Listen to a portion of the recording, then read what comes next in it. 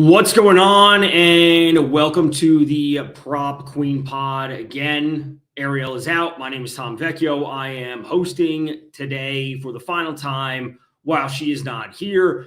We have a ton to get to. We can recap the absolutely disgusting game that we saw last night for Thursday Night Football, which saw the Broncos come away with a 10-7 victory. Game stayed well under the entire time, and the Raiders covered. And we can go through the entire NBA slate today. We have some 4 NHL games to get to, and we can run through all of Sunday football. So let's just wait a sec for a few people to get in here and send that tweet. We are good. What's going on, Joe? Horrible game yesterday. And, we discussed a lot regarding yesterday, and it was terrible. Like, there were so many bad things about that game, and I would say my prevailing takeaway is credit to the Raiders defense for doing exactly what they needed to do on a short week on the road in a divisional matchup, going in there and giving their team a chance. And, the Raiders kind of checked off all those boxes, at least from a defensive perspective. That game last night was really more about how bad the Broncos offense is. The Raiders defense has not been good at any point this season, and the Broncos offense is incredibly bad when we're not getting production from their top players. I know Dobbins went over his rushing prop by a handful of yards. He is dealing with a foot injury or an ankle injury, whatever it is. I saw a report today, and it's just bad. Now, want to recap some of the things from yesterday just to, kind of check off those boxes. Talked about Cortland Sutton having a bounce back game, 3 of 24 from him, did not hit the over on his prop. Dobbins, I really liked him for his long rush. And I said he was getting over it X amount of times. Denver had the explosive run rate, and the Raiders had allowed at least a 14-yard rush in 6 of their 8 games. He went for a long of 13, so he did not hit over 15.5. He was right in the ballpark, but he didn't get there. As you are saying, yes, Denver is incredibly boring to watch. The offense just isn't there. And, Pat Bryant did get there on a long reception with his one catch. The one positive note, I did mention yesterday a number of times that I was on Troy Franklin for a TD, which I was using for the FanDuel TD jackpot. He did come through. The fact that he scored in the first half and that was the last touchdown is absolutely hilarious. So that was a $59 bonus bet that you got if you played Troy Franklin with the TD jackpot bonus, that promo activated. So it's nice to get that win. I got the bonus bet this morning, but other than that, it was a terrible game. So it's good to see that you get the bonus bet through. They're always good, whether it's $12, $15, $59 bonus bet is actually pretty darn solid. So terrible game last night. Broncos have some issues. I know they're 8-2, and I said this last night on some other shows. I said it this morning. The Broncos have beaten the Titans, the Jets, the Giants. They beat the Eagles. They beat Houston last week. They beat the Raiders. Some of those wins, not really that impressive. Beating the Eagles with come from behind victory, sure. Beating Houston, good defense. CJ Stroud didn't play the whole game. Gave up 30-plus points to the Giants. You had to have a miracle come from behind victory, which required the Giants kicker having a horrible game in order for you to win it. Don't really think the Broncos are that good. Regardless of that, other bets I've talked about yesterday, was a big fan of the over between the Devils and the Canadians. That game finished 4-3. That went over 5.5. It was a little bit juicy. Someone mentioned that they had a flat 6 out there. I believe that was at Caesars yesterday. So it goes over all that. It does go over 6.5 as well, which was listed on DK. It was 6.5 DK, 5.5 on FanDuel. I played the 5.5, a little bit of juice, but that's fine. That comes through with the win. I also talked about Seth Jarvis on Carolina for over 2.5 shots. He falls with 2. When we do this so much, I I don't want to say find a silver lining because, you lost the bet. I'm not sure how many silver linings there are, but Seth Jarvis last night, 2 shots on goal. He had 3 missed shots. So he had 5 potential shots on goal, and he only finished with 2. I would like to say, draw something from that. It's like I handicap the matchup properly, his role in the offense properly, top 6 forward, top 6 on the top 2 forward lines. He sees power play time. Wild are giving up a ton of shot attempts, and he just didn't come through. But if we are right about the process and evaluating the right players and the right matchups, enough times one loss won't matter. When we have a sample size of 50 or 100 bets, that's what really matters. So Seth Jarvis didn't come through. The over for Devils Canadians did come through. I talked about Mikko Rantanen on Dallas over 2.5 shots. That did come through. So it was all over the place. The football was a terrible game, but the touchdown bet comes through. A couple hockey bets fall short, a couple go through. So I would say all in all, it was a decent day, but we want to look forward to today. We have a ton of NBA games. We can go through all that. We have 4 NHL games, and we'll talk all about the NFL Sunday slate. I don't kind of just have it planned out that we'll do NBA and NHL first, since those games are happening 2 hours or so, and then we'll move on to NFL to close things out. And there's always a lot to get to. And we talked about the NFL yesterday, obviously regarding Thursday Night Football. We also talked about survivor picks. We talked about how we should be evaluating injury reports and what we should be looking forward to, obviously, with those injury reports being finalized today for the large part, with those props being posted. That is really what we want to be focusing in on. So if you have survivor questions about that, whatever your pick and pools, any of those things, can always take those. But let's get to at least today's NBA slate. A lot of news as usual. That this news is changing compared to where I saw it last. Sabonis has been ruled out. Domantas Sabonis on Kings has been ruled out. That's the latest news. But other than that, always a ton. Jimmy Butler is listed as questionable. Lou Dort, questionable as well. Al Horford, Steven Adams, DeAndre Hunter. DeAndre Hunter is probable. Anthony Davis is doubtful. LaMelo Ball popped up as doubtful this morning. Colin Sexton is also doubtful. So, as usual, things are always changing across the NBA landscape when it comes to injuries. And this has impacted the lines really in a big capacity. So this morning, when it comes to the NBA, it was a super high total between the Heat and the Hornets. And then the LaMelo Ball news happens. And that number was 241 this morning. And that number is now 234. So a 7-point differential is massive. The Heat were also -5. They're now up to -7.5. So things are always changing. I have some bets that I like. I will, or I should mention that these are the NBA Cup games. So if they have added importance compared to a quote unquote regular NBA regular season game, these do have some type of elevated importance. So let's just run through the slate in terms of the overview of things. Then we'll dive into some of the games that are like Cavs. It's 13.5 points, 13.5 point road favorites taking on the Wizards, 240.5 total. Magic 3.5 point home favorites taking on the Celtics, 226.5 total. Rockets 4.5 point road favorites taking on the Spurs, 224.5. Hawks 2-point home favorites taking on the Raptors, 234. Nets 10.5 point home underdogs hosting the Pistons, 226 total. Bucks 4.5 point home favorites taking on the Bulls, who have been very good against the spread this year, 240.5 total for that. Timberwolves 12.5 points, favorites at home taking on the Jazz, 233. Memphis 4.5 at home hosting the Mavericks. They are favorites, 238.5. Heat, as I said, 7.5 point home favorites hosting the Hornets. We're not expected to have LaMelo Ball, 234.5. Nuggets now 9.5 point favorites. That was 10 earlier this morning, hosting the Warriors, 228.5. And then the Thunder 12.5 point road favorites visiting the Kings, 233.5 total. So, of course, a huge NBA slate as we see on Fridays in November for the NBA Cup games. Yes, Giannis, as usual, dominating the Bulls as he has been for many years at this point.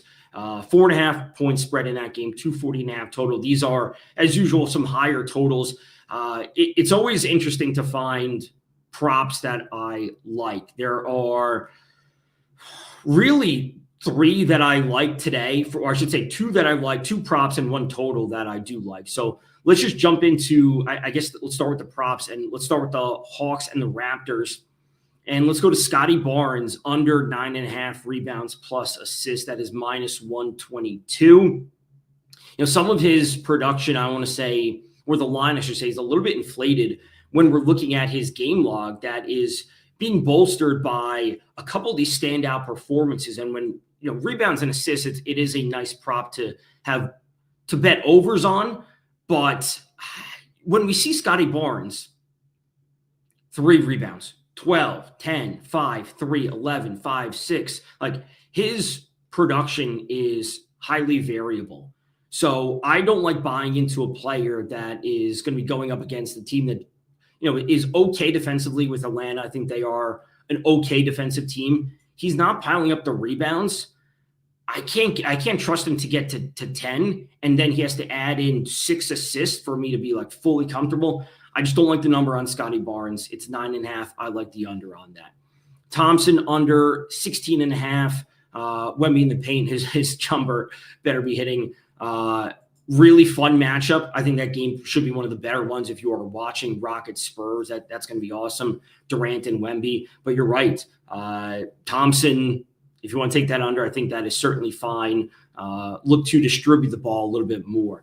I was looking at a Donovan Mitchell prop because he's obviously been on fire to start the season.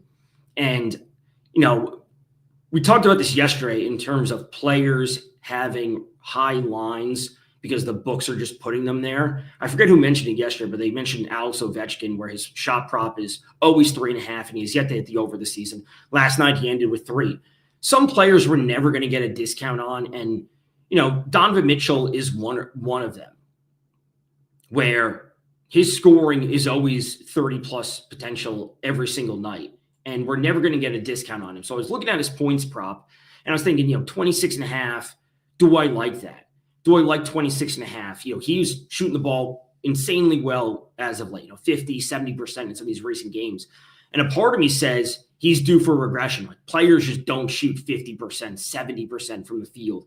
That will come crashing down to a sustainable rate, or he's literally going to have the greatest shooting season ever, which, of course, bit of an exaggeration. He's just not going to do that. He's not going to shoot 50 or 70%. But that regression is going to come. Is that going to come against the Wizards? Like, are the Wizards going to be the team to force him defensively to start missing a ton of shots? I don't think so. Like, I don't think the Wizards are going to be the one to cool off Donovan Mitchell. So the point being is, I like the 26.5 number, but it's super refined. These star players have super refined lines that we're never getting a discount on them. If it was 24.5, 25.5, again, what's a point or two? Like, that matters if I'm expecting his shooting percentage to have some amount of regression. So, and then we'd be pulling in opposite directions as you're saying, J-Main, where like his shooting percentage can drop, but if they just have the volume of shots going to him, he can shoot 40% instead of shooting 50 or 70. But as long as he takes the volume of shots, he'll get there just because he takes so many field goal attempts. So again, I like the number. I don't love it. I think Donovan Mitchell should continue to be awesome, and the Wizards are not going to be a team to slow him down. So I like Scotty Barnes under 9.5 rebounds plus assists. Let's turn to the Pistons taking on the Nets. The Nets are terrible. No defense from them. I forget who just mentioned before. Jamie, you're talking about Cade Cunningham under 32 points and rebounds, 32.5, I should say, points and rebounds. Definitely blowout potential anytime a team is going up against the Nets, right? Like, they could run away with this game, 20-plus points, 25 points, they're up. All of a sudden, we're not seeing consistent minutes from Cade Cunningham just because he doesn't need to be out there, those sorts of things. However, I do like Jalen Duren over 20.5 points plus rebounds. I'm not expecting the performance we saw from him in the most recent game against Utah when he had 22 and 22. So can we expect 44 combined from him again? No, of course. Can we expect close to 30, especially in this matchup? I think so. When we look at the Nets, overall in the season. They're allowing 25 points per game opposing centers. That's the 5th most in the league. It's not, just starting centers, I should say. It's just all centers going up against them. And these are spots that we should always be looking at as the season goes on, where it's like big men against X team, shooters versus Y team. It's like, we know that big men are torching the Nets right now. Julius Randle had a triple-double the other day, and, it's a big man going up against the Nets. So if we can find matchups to attack, we're always going to be in a spot to be profitable. And again, one bet may lose, but as long as we are evaluating things properly, if you have that sample size grow to 50 bets, we'll come out on top more often than not. So that's just what I'm, always anticipating. And with the Nets, I think this is going to be a classic spot to attack big men against the Nets for the entire season. They don't play defense. I think they're dead last in defensive efficiency. They're also fast in pace. The possessions will be there. Hopefully it stays within the number for at least a portion of it, so we do get full minutes out of the Pistons starters, and then it could be a blowout in the late fourth quarter. So Scotty Barnes under, Jalen Duren over 20.5 points and rebounds. And then, someone's talking to me about this Mavericks-Grizzlies game. 232.5. I like the under in this game. Just, I don't bet a whole lot of sides in the NBA. I'll bet totals in the NBA and player props. But I like the Mavs to cover, and I like the 232.5 under. So that's where I'm leaning in that game. The other games are, a variety of games are super interesting. Like I said, the Bulls have been awesome against the spread to start the season. But now they take on Milwaukee, a team that we know can certainly run things up. And looking at this matchup in terms of just what we should be seeing from these two teams, Rollins has been off to a great start for the Bucks. If you've been looking at, if you play DFS, if you have a fantasy team, whatever it might be, we are seeing some really consistent scoring from Ryan Rollins. And I think this will be a spot that he can develop a nice, kind of 1-2 game with Giannis. And I like the pieces that the Bucks have, especially coming off the bench. This is not to say that the Bulls don't have good pieces, because again, the Bulls have been playing super strong to start the season. Again, they were very solid against the spread, but I'd rather go with the Bucks in this spot and expect a massive performance from Giannis to kind of power them to the win. And it's 5 points. I think the Bucks will cover that. And you're saying, AJ Green, the gift, the threes, I should say, the gift that keeps on giving. Again, finding consistent players, 3-4-4, 3-3, 4-3 when it comes to 3-pointers made by AJ Green. That is as great as it can get. And part of that, defensively would be teams are, kind of consolidating the paint against Giannis, as we have seen for years. And he just finds an open shooter, or someone finds an open shooter with an extra pass here or there, because teams are so focused on clogging up the paint. So again, that is an easy spot to hammer time and time again. Yeah. Last night's game, Earl, was horrible. Talked about it, credit to the Raiders defense. They stepped up. They literally gave the Raiders offense a shot to win the entire game. They scored on the second possession, the Raiders, and they held the Broncos within arm's reach the entire game. The offense for the Raiders didn't come through. The special teams for the Raiders didn't come through. And granted, Denver's got a great defense, but it is a horrible offense for Denver, and the Raiders obviously now dealing with the Geno injury. They have nowhere to go but down even further. We may see Kenny Pickett moving forward. Okay, so you're going with 2 in SG, AJ Green for 2+ threes, Giannis over 33 points, and Vooch under 29.5 points and rebounds.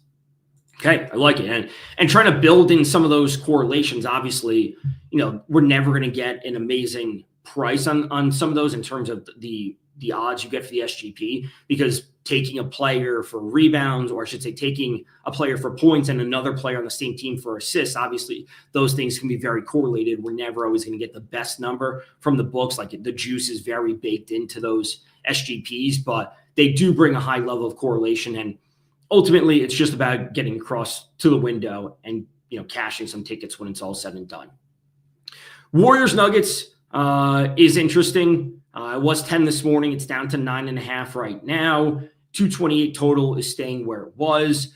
The Thunder and the Kings, that number has increased. It was 10.5 this morning. It's up to 12. As I said at the top, Sabonis has been ruled out for the Kings. Obviously, not what you want to see. So it's going to be Westbrook, then Schroeder, Levine, DeRozan, Drew Eubanks as their starting lineup.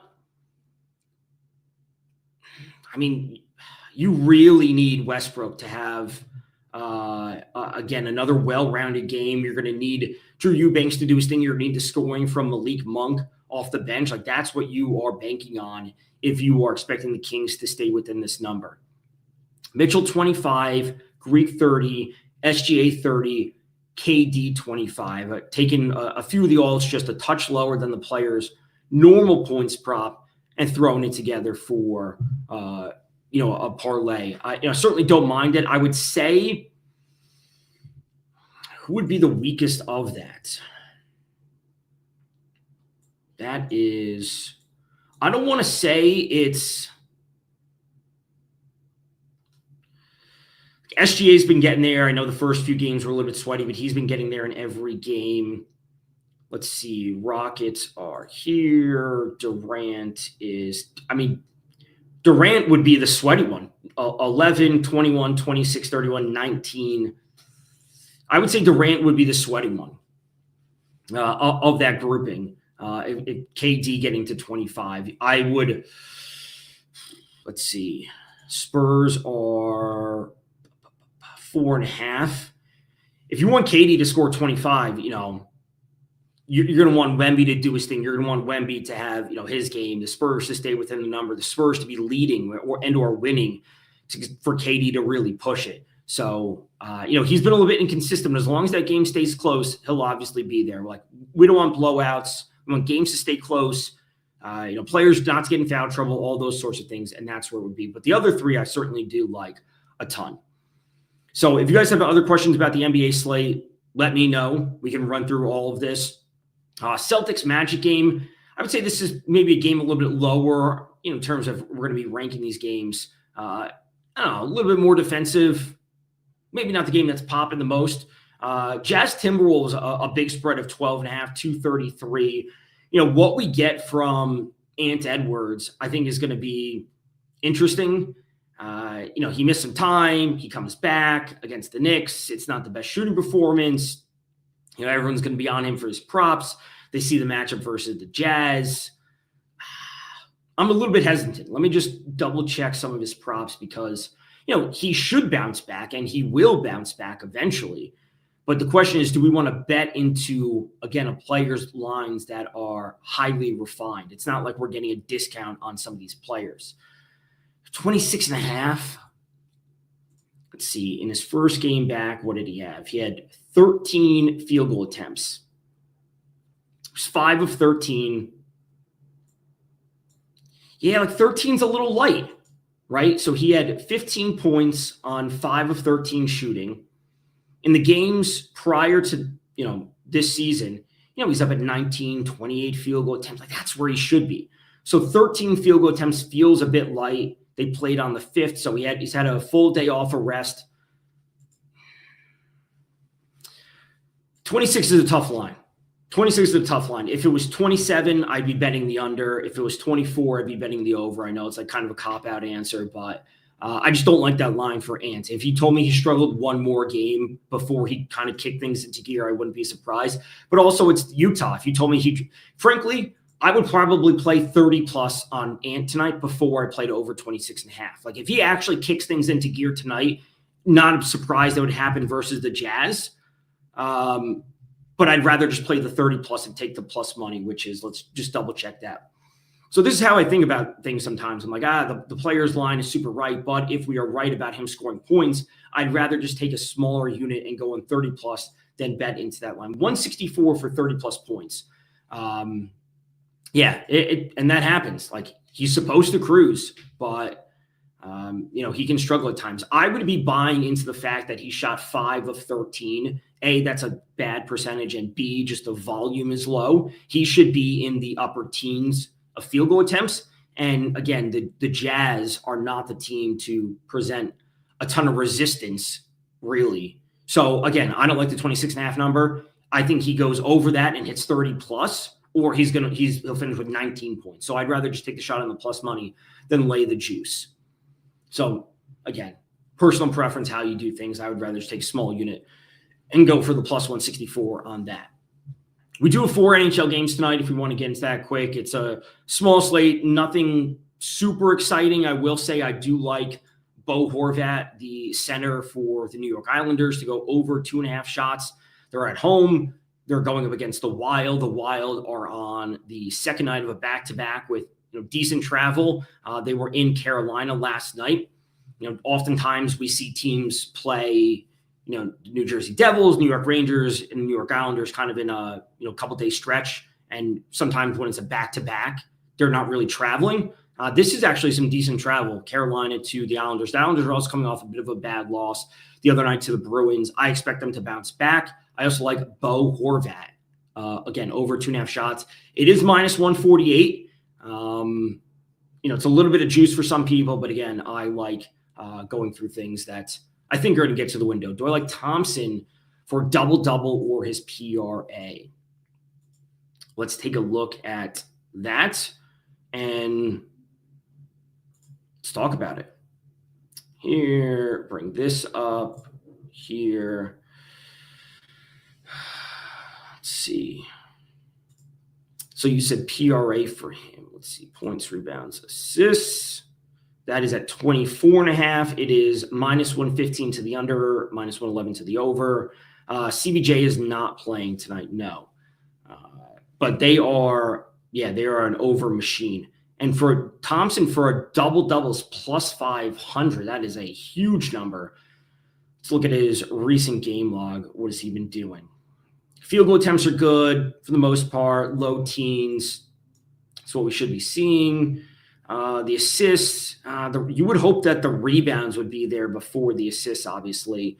7-4, 7-11, 24.5 for him.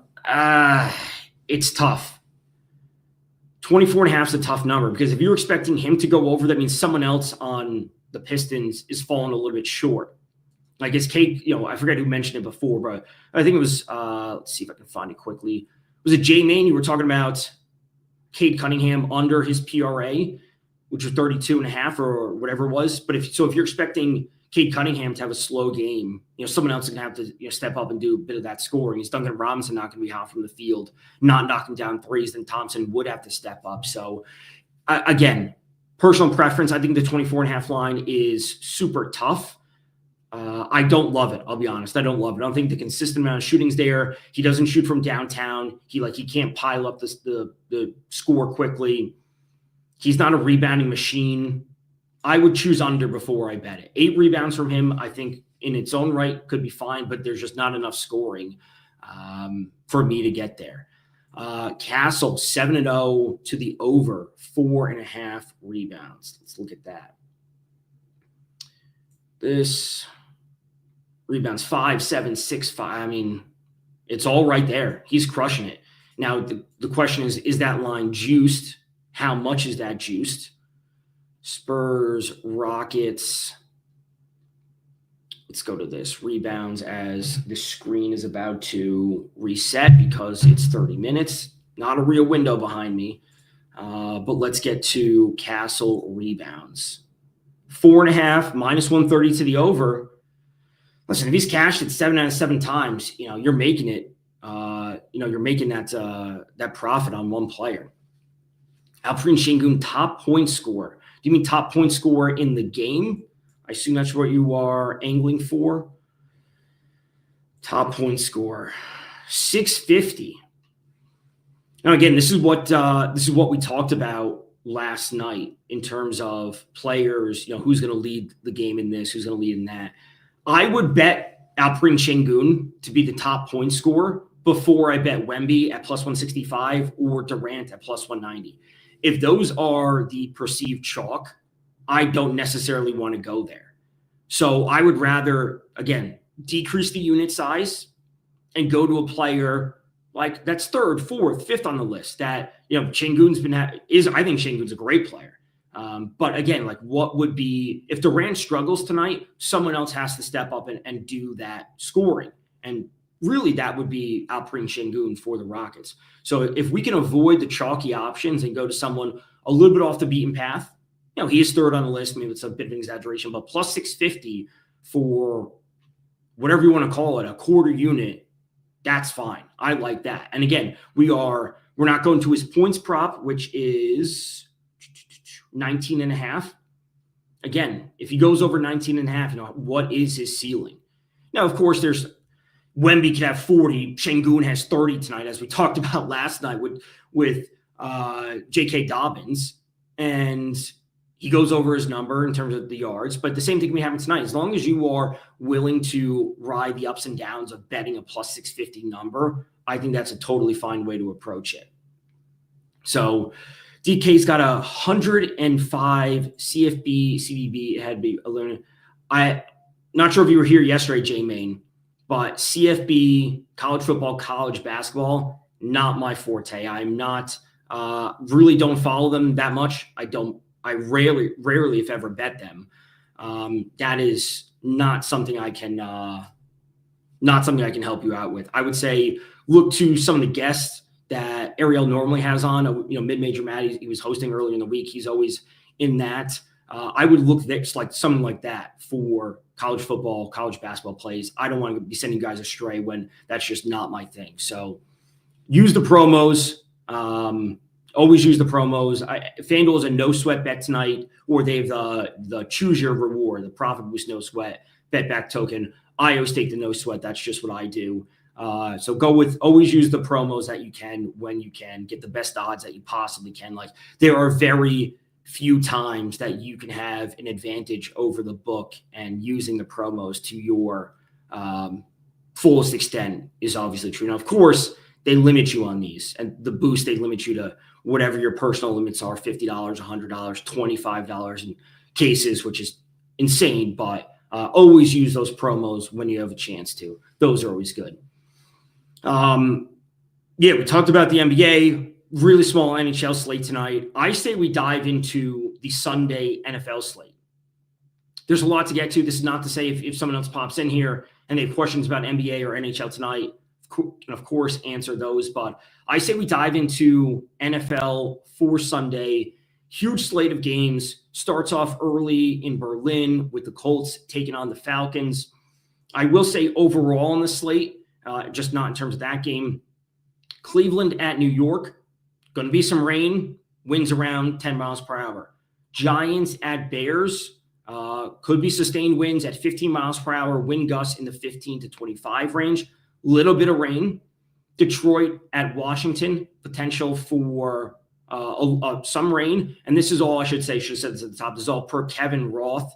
You can find him. He's a meteorologist. Again, does a ton across the betting and fantasy landscape. This is all from him. And then Philly at Green Bay.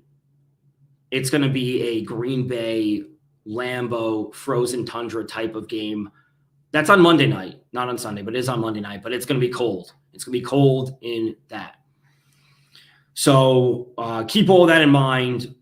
Wind impacts totals. It impacts throwing the ball deep. It impacts kicking. And now, obviously, there are points with the wind starts to impact things. I don't want to get into all that, but there's a ton of data to suggest that, 5, 10 mile per hour wind is nothing. But as it gets higher and higher, teams start throwing the ball deep less, and therefore, fewer passing props come through. Do I like Green Bay in that game? No, I do not. I like the Eagles. I haven't bet on the Eagles specifically. I have the Eagles in a pick'em pool, but that's about it. I do not like Green Bay. I like the fact that the Eagles are getting healthier. I like the fact that the Eagles are coming off a bye, and I like the fact that the Eagles are getting points. And I was talking to someone earlier. They specifically like the Eagles in the first half because Green Bay starts off a little bit slow. I think that's a totally fine way to approach it as well. But let's run through some of these games. Looking through all these props on for all of Sunday as they get posted throughout the week as we get more and more injury information. There's so much. Have I done any of the NBA point streak survivor contest? I have not. You're 12. Are you saying you're one of 12 left out of 2,700? Because that is crazy. That's awesome. And the question I would ask is, what are you looking for? What point streak are you like? What threshold are you trying to break through? Is it 15 points, 20 points? That's what I would want to know, because if you were in the top 12 out of 2,700, that's insane. Awesome. Congrats on that. But I would want to know, what are the requirements that you're looking for? Do you need a player to have 20 points, 30 points? Because there are certainly players that I like to have that type of ceiling to reach for. 20 points each night, can't reuse a player. So again, this is a great conversation to have, by the way. So the question becomes who have you used? Who do you have available? What are you looking to do? Are you trying to be unique compared to the other players that are left? Because I would say, we talked about Donovan Mitchell, pretty good option to have 20 plus points. But if you're on day 16, you've had 15 chances, you may have used Donovan Mitchell already. Wemby having 20 plus points, I think, is very realistic. So I would want to know, who do you have available? You had Jaylen Brown for tonight. We can always have this conversation. Let's just check out what his points prop is in general, and then look at the odds for what he is for 20 plus points, because that is a good indication of what a player should be doing. Most of the time, I assume that much. Bird. If the fact that you are this far, you've definitely checked off some boxes. So Jaylen Brown is 25.5 is his points prop, minus 106 to the over. Jaylen Brown is minus 390 for 20 plus points. So that is a spot that I would say that is almost as safe as you can get. Let's just look at his field goal. His field goal volume is fantastic, obviously. 21, 28, the 14 was a little bit low, 19, 20, but he should be in that upper teens, low 20s type of production. He can knock it down from downtown. I think there's nothing wrong with that option. So Jaylen Brown's normal line is 25.5, but Bird is in a special survivor points contest, and he needs 20 plus points from each player. So Brown for 20 plus points is minus 390. That is, pretty solid when it's all said and done. So awesome. If you're 12 of 2,700 that entered the top 12, that is crazy. That's awesome. Good luck with Jaylen Brown. We should all be rooting that through for him to get to 20. Who cares if he gets his normal prop of 25.5? Let's get 20 plus from him. Let's knock down some shots from downtown. So let's get to NFL. Falcons taking on the Colts. This game, again, is in Berlin. Good luck to you, Bird. Hopefully you are pushing. If you have to do it every single day, hopefully you're pushing things tomorrow for another 20 plus. This game is in Berlin. Colts 6.5-point home favorites. Taking on the Falcons, 48.5 total. We know that Sauce Gardner was traded to the Colts earlier this week. Certainly will make things a bit difficult for Drake London, although Drake London is absolutely fantastic. It is certainly a tough matchup for him. I was looking the other day, Kyle Pitts. I know Kyle Pitts has been a very frustrating player if you play fantasy football, and having him over multiple years, very frustrating player. His production, and no DeForest Buckner. I was going to get to that. They put him on IR earlier today. But this is a really good matchup for Kyle Pitts. The Colts are in the bottom 5 league for the most receiving yards allowed to opposing tight ends. So matchup-wise, frustrating is putting him lightly. Listen, I'm not going to say I'm a Kyle Pitts truther, but I drafted Kyle Pitts on my most important dynasty team the year he came out in the first round of our rookie draft, and I've had Kyle Pitts since. So I am well aware of the ups and downs that he has had, the lack of production. So I've had Kyle Pitts since day one, and I still have him to this day. The team's not great, as you could probably imagine. But regardless of that, it is a good matchup for Kyle Pitts. It is a good match.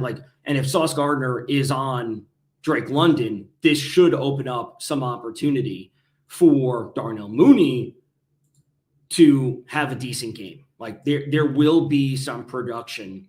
Yeah, he said no draft for me. Yeah, I mean, that's fine. In a redraft league, I think that's fine. Like, I'm not going to say I've kind of hitched my wagon to Kyle Pitts, but, he's a player that I've invested in, since day one when it's all said and done.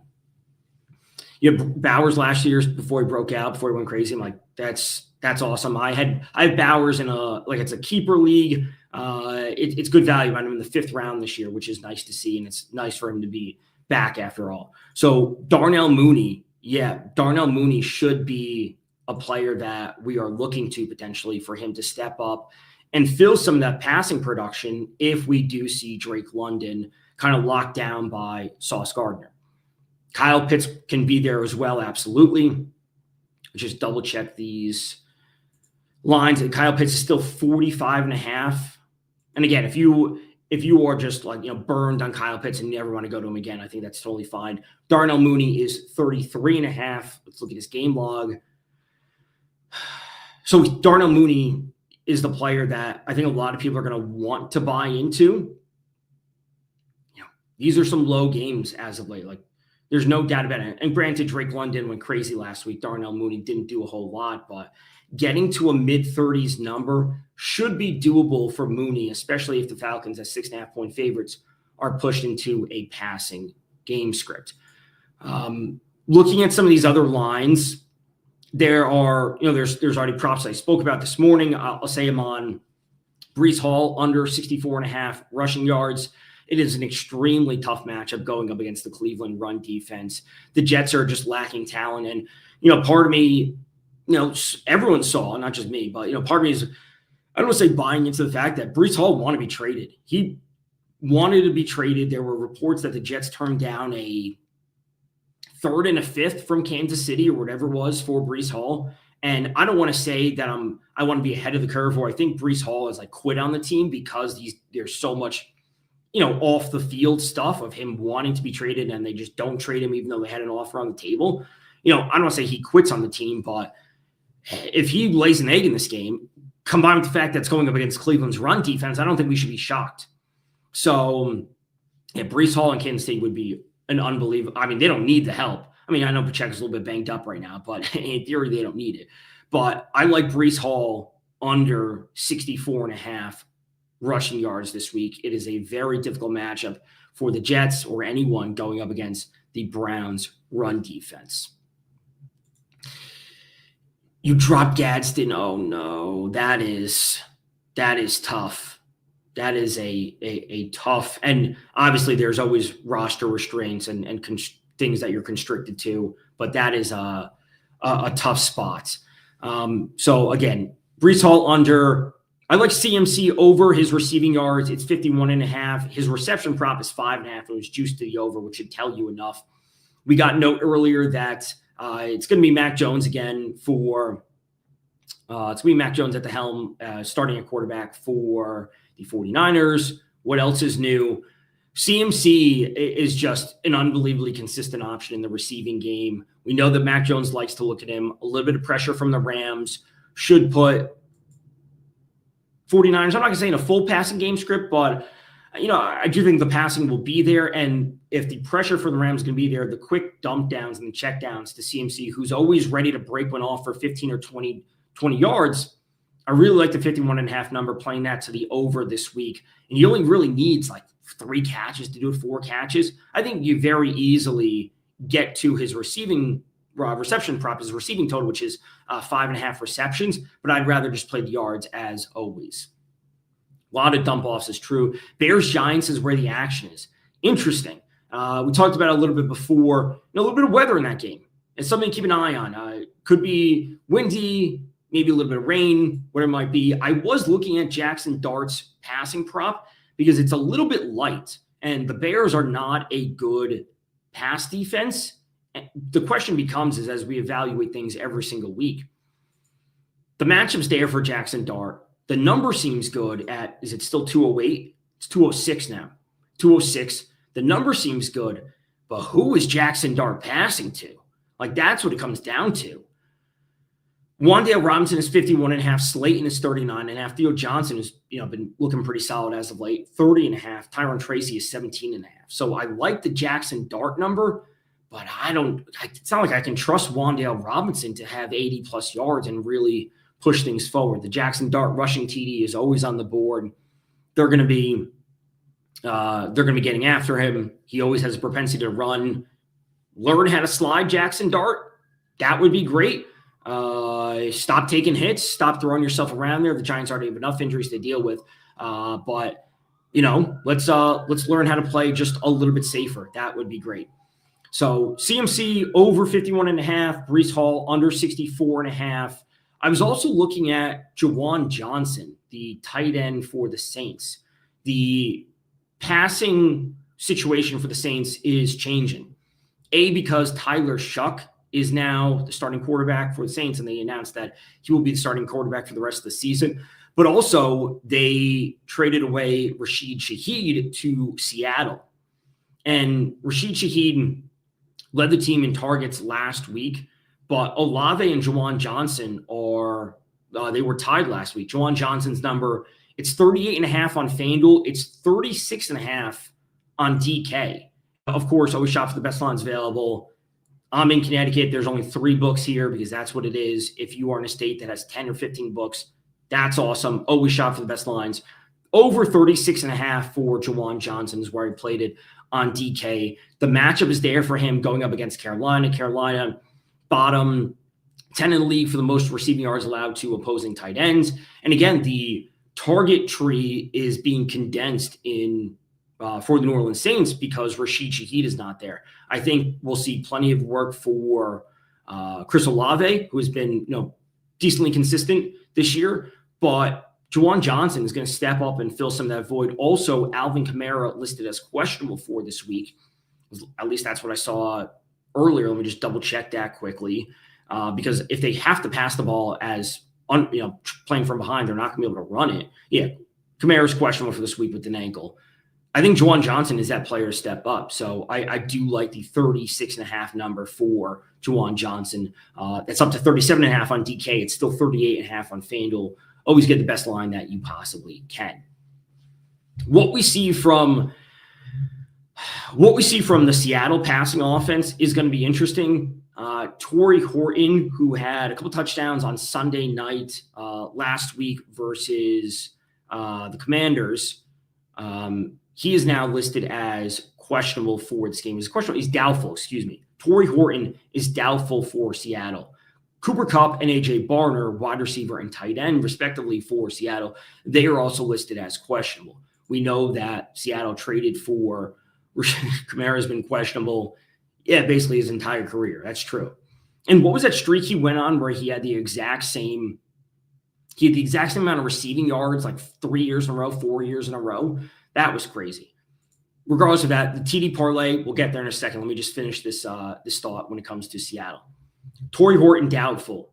Cooper Kupp didn't play last week. He's questionable. Barner is also questionable for Seattle. They traded for Rashid Shaheed. His prop is 38.5. Of course, JSN is up at 95.5, as he always is. But Rashid Shaheed is a bit of a downfield target he was a downfield target for the Saints. If he plays that same role for Seattle, his prop is 19.5 for his longest reception. That's interesting. Now, the health of the receiving core overall may impact that. Where if they were all fully healthy, it's like, well, they're going to be the Cardinals, who Seattle's hosting. Cardinals are going to be worried about JSN. They still have to keep an eye on Cooper Kupp. 2 running backs coming in the backfield. Like, does Rashid Shaheed slip through? And then he goes over 19.5, and that's a really easy bet to get through. However, if Torrey Horton doesn't play and Cooper Kupp doesn't play and A.J. Barner doesn't play, that means it's going to be JSN and Rashid Shaheed in 2 wide receiver sets. And I assume Eric Arroyo, their rookie tight end, would step into the starting role. And then it's like hang on. We're going to, check that JSN is taken care of. And now it's like, Rashid Shaheed, we don't have to worry about 4th, 5th string receivers too much. So if Seattle's fully healthy, the point being is I think Rashid Shaheed would be in an awesome spot to go at least over. And they did shut those guys down for the most part. Ferguson did go over his prop last week, though. So that's really what matters the most. But Rashid Shaheed, I'm not saying he's going to go for 100 yards, but over 19 and a half. Like they brought him in for a reason. They traded assets to get him. And now they need him out there because of the health of the wide receiver core is just a little bit lower, with Horton probably not playing, and then Kupp and Barner maybe not playing. So again, this may come down to the fact that, I wait on this prop. It is juiced minus 120 to the under, at least over on FanDuel. Let's just check on DK quickly about what this is, and then we will get to that. What players I like to score TD. Seattle, Arizona, receiving props. Let's see. Longest reception for Rashid Shaheed. It's 19 and a half. Okay, it's 19 and a half, both FanDuel and DK. It's minus 120 to the under on FanDuel. I don't know if it'll drop to 18 and a half, but again, that's like, I would like 18 and a half, over 18 and a half. If I, kind of like 19 and a half, of course, I like over 18 and a half, but that one's going to be a wait for me. Again, already in on Juwan Johnson over 36 and a half, CMC over 51 and a half, both receiving yards, and then Breece Hall under 64 and a half rushing yards. TDs that I like this week, or players that I like this week to score a touchdown. It's very easy to say that Jonathan Taylor is going to score a touchdown for Indianapolis. I wholeheartedly believe that the Colts will look at last week's game against the Steelers, know that they're in an international game this week, and be like, hey, we just got to get back to basics. We got to get to Jonathan Taylor seeing the ball 20 times. We got to come away with a win and, move on to the season. He's minus 320 for a touchdown. It's obviously an insane line. Don't be betting that. Any money lines I like, we can also get to that as well. So it's easy to say Jonathan Taylor is going to score a touchdown, but those odds don't really do anything for us when it's all said and done. When it comes to the Bears and Giants game, if we are dealing with DeAndre Swift, who is still not healthy, Kyle Monangai had an awesome game last week. I don't love his odds at minus 180, but to Joseph's point, if he's putting this in a parlay, obviously some of the odds may not matter as much to you. Again, that is a totally personal thing about what you want to be doing with your TD parlays, how much juice you want to be, incorporating, whatnot. But I like Roman Dunze at plus 150. I do believe Kyle Monangai will score, but I would choose Roman Dunze at plus 150. So I would go there with him. I think that's very easy. Looking to Seattle, really do like JSN scored this week. He did not score last Sunday, if I remember correctly. Let me just double check that. Pretty sure Torrey Horton had the 2 touchdowns, and then JSN didn't score. Right? Yeah, he did not have a receiving touchdown last week, JSN. I like him to bounce back and have a receiving touchdown this week. So you go with Dunze, you go with JSN. Dunze's plus 150, JSN's minus 110, but again, to Joseph's point, if he's adding this into a TD parlay, I think that's certainly fine. I would say much of the same thing about Amon-Ra St. Brown on Detroit. If we saw Sam Darnold slice apart this Commanders defense, I would like to think that Jared Goff is able to do the same thing. And I know the home road outdoor splits for Jared Goff aren't favorable, but St. Brown is minus 145 and Gibbs is minus 160. I think it's viable that both of them get into the end zone. I would go with St. Brown. I'm just a St. Brown guy. That's where I would look. So that's 3 right there, right? Dunze, JSN, and St. Brown. I think that's certainly fine if you want to go there. Steelers, Chargers, don't really have a great feel for that game. Pats, Bucks, let's just look at some of the odds for this one because Bucks have a good run defense. We know that. Ramondre Stevenson is listed as out. Trevion Henderson is getting a start again.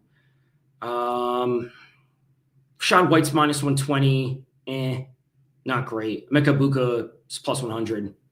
I mean, the easy answer would be like if you need a minimal amount of legs for most TD parlays, or that's what their offers are, what the promos are. Like putting Jonathan Taylor in one just to get it to 4 legs minimum or 3 legs minimum, I think should get you across. James Cook is minus 195 for a touchdown. So that's, the way I approach it. Like take a shot on 2 of the guys and then just add a safer guy or Puka minus 150. Like just get, that last guy in there just to get, the minimum amount of legs or whatever it is that you possibly need. So, and then the other question was any money lines that I like. Obviously, money lines are a lot safer to bet. I'm pretty sure Booty isn't playing, right? Or I saw him listed as questionable earlier today. I think I did, right? Pop Douglas. Where is this? Patriots news. I thought I saw earlier today that Keyshawn Booty is listed as questionable. Bucky Irving is not playing. I'd have to double check that. Bucky Irving and Chris Godwin not seen participating in practice. That was earlier today. I'm pretty sure Booty isn't playing or he's listed as questionable. So double check that. But for money lines that I like this week, listen, if you like the Browns over the Jets, I think that's totally fine. I like the Pats on the money line. I do. It's plus 120. The Bucs are coming off a bye. I think they're going to start a little bit slow. The Pats are rolling right now. The fact that you're getting a great team at plus money, I think is somewhere you could certainly be looking. I know people will have their interest in backing San Francisco at plus 4.5. I would not be taking a shot on the money line. The other one that I would be going to, or the two others I would be going to, would be the Chargers at home at minus 148. I think that's a fair line for them. And then the Eagles. I think the Eagles are in a great spot. They're getting healthier. They're coming off a bye. Green Bay's not coming off a bye. And I would look to the Eagles. So Eagles, Chargers, Pats are certainly the money lines that I would lean to this week. All right. So that, I'm going to say, does it for us. Browns, Pats, Philly, LA. Okay. I mean, that's certainly, I'm on board with those. The Browns, Jets is certainly a bit of a toss-up. Tank Bigsby for Philly. You think he's going to have he's going to be in the mix this week? Certainly possible. A.J. Brown and Saquon were practicing today, or they did practice today. Yeah. Saquon and A.J. Brown practiced fully both today, again on Friday, which is good to see. All right, so I think that does it. We ran through the NBA slate, ran through short NHL slate, all of Sunday NFL. Again, Sunday, CMC over receiving yards, Breece Hall under rushing yards. That's 51.5 for CMC, 64.5 for Breece Hall, and then Juwan Johnson over 36.5 receiving yards. That's what I like thus far. Of course, you can always follow me on Twitter at Tom_Vecchio and then the number 1. I'll be back on the show in a week and a half, 2 weeks, whenever it is. You guys know that I'm always on here on a regular basis. So it was great to host when Ariel was out. It's great that, she trusts me. I appreciate her reaching out to me in order to host this show. I think that's awesome. I was here yesterday. Horrible football game last night, but we did get the Troy Franklin TD jackpot bonus through. Hopefully we get some of these bets to cash this weekend, and I will see you guys in a week and a half, 2 weeks, whenever the next time I'm on here, and we'll continue to do things as usual. Hopefully bring you guys as many winners as possible. Great show, great stream. Appreciate all you guys for being here. Appreciate the questions, and I will catch you guys next time. Good luck with your bets. Enjoy the weekend, and I'll see you guys in a couple weeks.